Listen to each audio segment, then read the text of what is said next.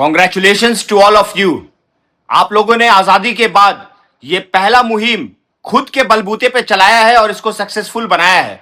मैं अभी सबूत रख रहा हूं आपके सामने और आप देखिए कि आपका ताकत क्या है, जिसे आप भूल चुके थे, जिसे आप खो चुके थे। अभी आपको पता चलेगा कि आप लोगों ने एक साथ मिलकर ये डिजिटल क्रांतिवीर बनकर क्या अचीव किया है। ये मैं गूगल से लाइव अभी आपके सामने एक सवाल पूछूंगा और उसका जवाब आपको सुनाऊंगा। Are people in India refraining from buying new vehicles due to this ethanol problem? Yes.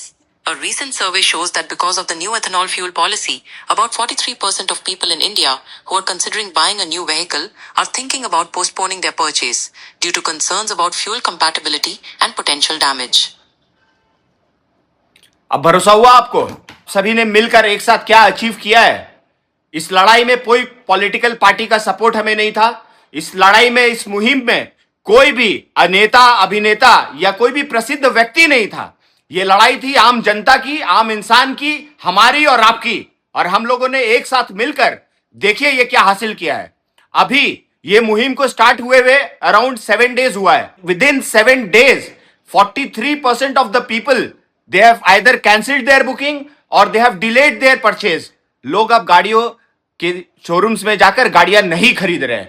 43% of the buyers. आप इमेजिन करिए अगर 7 दिनों में हमने ये अचीव किया है और ये मुहिम को अगर हम आगे लेकर बढ़े और एक साथ मिलकर चले और इस मैसेज को शेयर पे शेयर इतना ज्यादा किया, तो अगर ये 80% तक पहुंच गया दोस्तों, तो ये जो कंपनियां हमारे सामने आकर और झूठ बोल रही थी हमसे कि E5 और E10 व्हीकल्स जो है वो E20 फ्यूल डालने से उसमें कोई प्रॉब्लम नहीं है, भले वो कंपैटिबल नहीं है, भले हमारे जो यूजर मैनुअल है उसमें हमने लिखा है कि E5 E10 फ्यूल ही उसमें डाले, लेकिन जबरदस्ती आप E20 डालेंगे कुछ नहीं होगा। और जब गाड़ियां खराब हो जाती है तो यही कंपनी शोरूम में बोलती है कि this is not because of ethanol, this is because of contaminated petrol.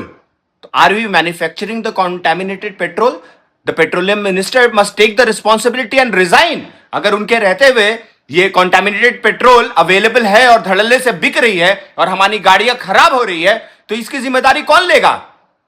And finally दोस्तों, इस मुहिम से हमें सबसे बड़ा जो जानकारी मिला है आम जनता को, वो ये कि हमारे पेट्रोलियम मिनिस्टर नितिन गडकरी जी नहीं है। अब जब जवाबदेही की बात आई है तो वो बोलते हैं कि दीज क्वेश्चंस आप लोग जाकर पेट्रोलियम मिनिस्टर से पूछिए। और अभी कुछ दिनों पहले तक आप बोला करते थे कल रात को 8 बजे मैंने E100 वाली फाइल पर साइन कर दिया है। क्यों कर दिया है भाई? आपको किसने दिया है ये इजाजत कि आप जनता की गाड़ियों के साथ में खिलवाड़ करें?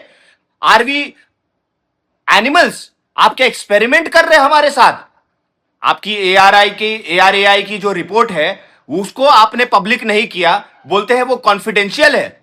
ये ऐसा कौन सा रिपोर्ट है? ARAI का जो रिपोर्ट है उसमें यही तथ्य है ना कि E20 जो आपने लागू किया है तो वो किस बिना पर किया है। जो गाड़ियों पे टेस्टिंग हुई है वो कौन सी गाड़ियां थी, उन गाड़ियों पर टेस्टिंग करने के बाद उनका रिजल्ट क्या था।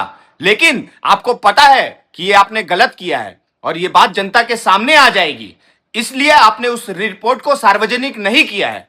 और सबसे बड़ी बात क्या है दोस्तों कि ये जो मुहिम है इथेनॉल वाली, इससे हमें पता चला है कि ये आम जनता जो है उसके एकता में कितना दम है, कितना पावर है। हमें किसी भी पॉलिटिकल पार्टी की जरूरत नहीं है। अगर सरकार कुछ गलत करेगी और हम उससे सवाल पूछेंगे तो we are labelled as anti nationals. ये देश का हकीकत है, लेकिन ये होता था कल तक, अब से नहीं होगा।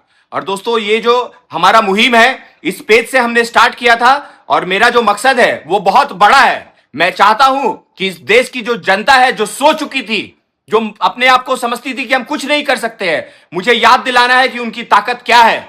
मुझे याद दिलाना है कि हमारी एकता में कितना दम है। और हम इन मिनिस्टर्स को और इन पॉलिटिकल पार्टीज को यह एहसास दिला देंगे कि they are only public servants, nothing more than that, and that too temporary.